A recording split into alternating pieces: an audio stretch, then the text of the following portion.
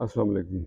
लोग अक्सर मीठी और चापलूसी वाली बातें करते रहते हैं। किसी की मीठी और नरम बातों का हरगिज़ ये मतलब नहीं है कि वो आपके लिए ख़ास है या वो आपका बहुत ख़्याल रखते हैं। परिंदों को पकड़ने के लिए अक्सर आपने देखा होगा कि दाना डूंका डाला जाता है या फिर जाल फेंका जाता है।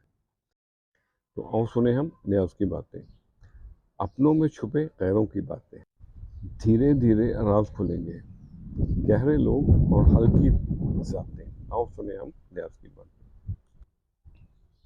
सर उठा के जीने की कीमत अदा करनी पड़ती है और सर झुका के जीने का मुआवजा मिलता है।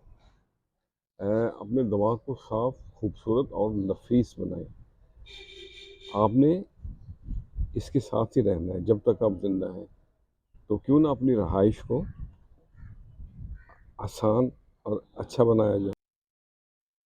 इससे कोई फ़र्क नहीं पड़ता कि आप कितने कीमती हैं, कितने अहम हैं, कितने काबिल हैं।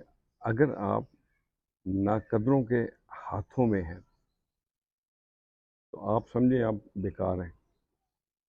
खुश रहें और सबके साथ आसानियों का सबब बने। अस्सलाम वालेकुम।